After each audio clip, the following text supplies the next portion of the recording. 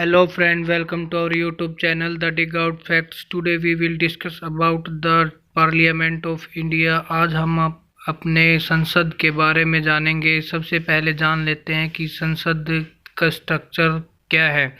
संसद के 3 अंग हैं जिसको लोकसभा, राज्यसभा और राष्ट्रपति बोला जाता है।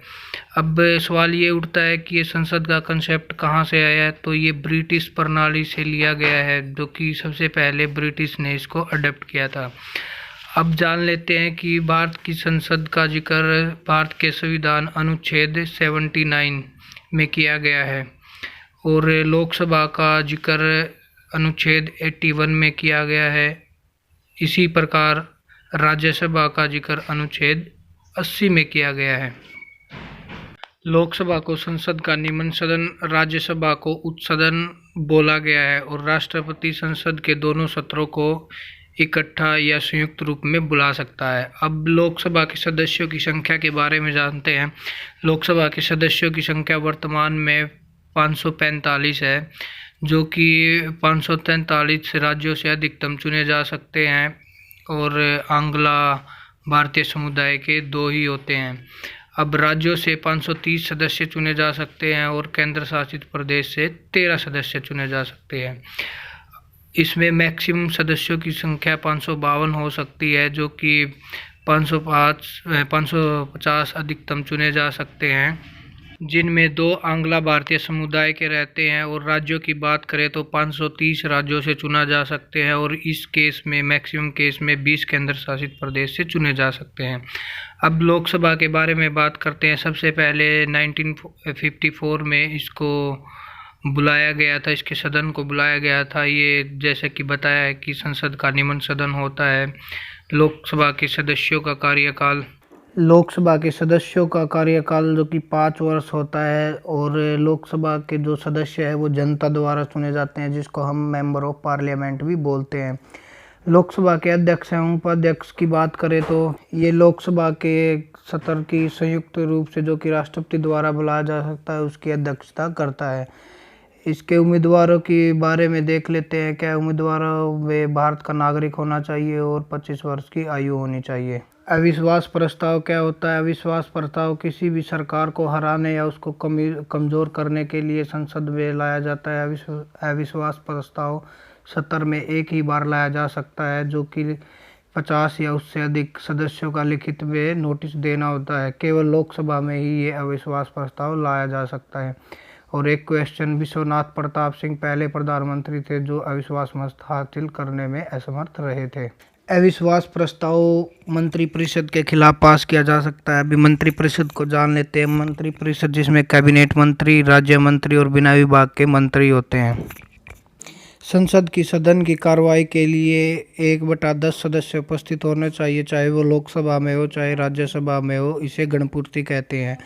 अब कुछ और इम्पोर्टेंट क्वेश्चन जान लेते हैं। पहली महिला लोकसभा अध्यक्ष मीरा कुमारी थी और पहले अध्यक्ष जीवी मावलंकर थे और प्रेजेंट में अध्यक्ष ओपी बिरला जी हैं। शून्यकाल, संसद में प्रश्नकाल और कार्यसूची के मध्य के अंतर को शून्यकाल कहा जाता है। अब राज्यसभा को देख लेते हैं। राज्यसभा, इसको लोकसभा का उच्च सदन बोला जाता है। राज्यसभा के सदस्यों की नियुक्ति राज्य विधानसभा के सदस्यों द्वारा की जाती है। ये एक परमानेंट सदन भी बोला जाता है, इसको भंग नहीं किया जा सकता। इसमें प्रत्येक 1/3 सदस्य 2 साल में रिटायर हो जाते हैं और राज्यसभा के सदस्यों का कार्यकाल 6 वर्ष होता है।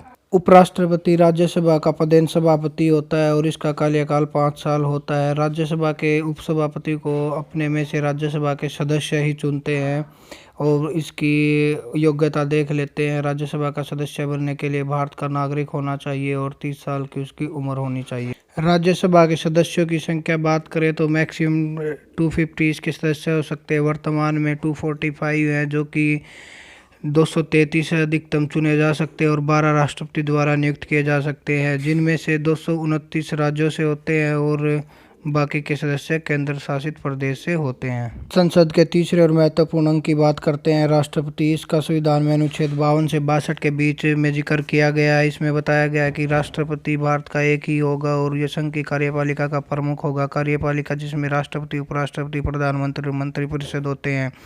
अब राष्ट्रपति की योग्यता को जान लेते हैं। क्या होती है? भारत का नागरिक होना चाहिए और 35 साल की उम्र उसमें होनी चाहिए। इसके साथ ही वह लोकसभा का सदस्य बनने योग्य होना चाहिए। और राष्ट्र की सैलरी की बात करें तो 1.5 लाख रुपए इसकी सैलरी होती है। अब इसका चुनाव कैसे होता है? राष्ट्रपति का चुनाव, जिसको एकल प्रणाली चुनाव भी बोलते हैं, जिसका अनुच्छेद 54 में इसका जिक्र किया गया है। राष्ट्रपति का चुनाव के लिए सबसे पहले लोकसभा के निर्वाचित सदस्य और राज्यसभा के निर्वाचित सदस्य और एमएलए इसकी वोटिंग सिस्टम में भाग लेते हैं। राष्ट्रपति के चुनाव को सिंगल ट्रांसफरेबल वोटिंग सिस्टम बोला जाता है, जिसमें कैंडिडेट को सबको वोट देना होता है, बट वो प्रायोरिटी के हिसाब पर आधारित होता है।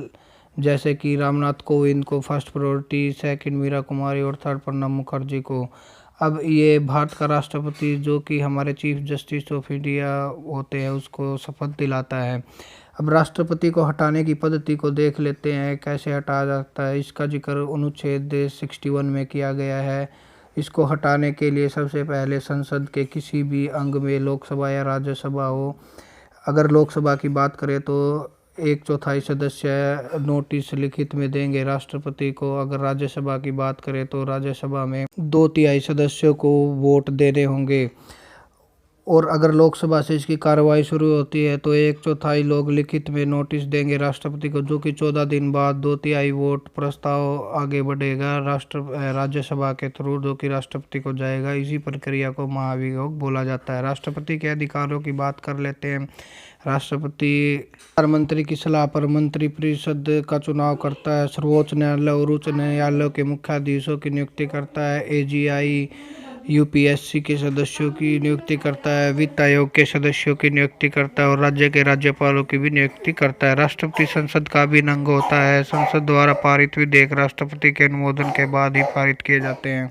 कुछ और इम्पोर्टेंट पॉइंट जो कि राष्ट्रपति के अधिकार होते हैं। अनुच्छेद 72 में अगर किसी को दोषी ठहराया जाता है तो ये राष्ट्रपति किसी की सज़ा को माफ़ या कम भी कर सकता है। ये तीनों सेनाओं का सुप्रीम कमांडर होता है और उपराष्ट्रपति राष्ट्रपति को अपना त्याग पत्र देता है। संसद के सदस्यों को चुनने की एक विशेष शक्ति होती है राष्ट्रपति के पास। लोकसभा में 2 और राज्यसभा में 12 सदस्य चुन सकता है।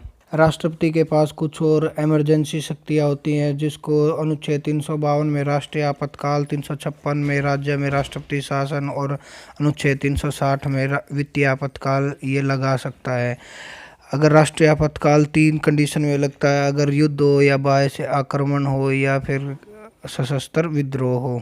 अभी तक 3 बार ही राष्ट्रीय आपातकाल लगा है, जो कि 1962 भारत चीन युद्ध, 71 भारत पाक युद्ध और 75 आंतरिक शक्ति के आधार पर ही लगा है। कुछ और महत्वपूर्ण क्वेश्चन देख लेते हैं। एकमात्र व्यक्ति जो 2 बार राष्ट्रपति रहे वो राजेंद्र प्रसाद है। पहली महिला राष्ट्रपति प्रतिभा पाटिल है। नीलम संजीव रेड्डी है, जिसको निर्विरोध जीतने वाले राष्ट्रपति थे और जिनकी कार्यकाल में ही मृत्यु हो गई, वो जाकिर हुसैन और फखरुद्दीन अली अहमद थे। इनके आगे और महत्वपूर्ण देख लेते हैं। आर्टिकल 52 में एक राष्ट्रपति होगा, 54 में राष्ट्रपति निर्वाचन और महायोग 61 में दिया गया है। फ्रेंड्स, आपको ये वीडियो पसंद आया होगा और 10 मिनट के अंदर ही आप लोगों को पूरा संसद के बारे में जानकारी दी गई है।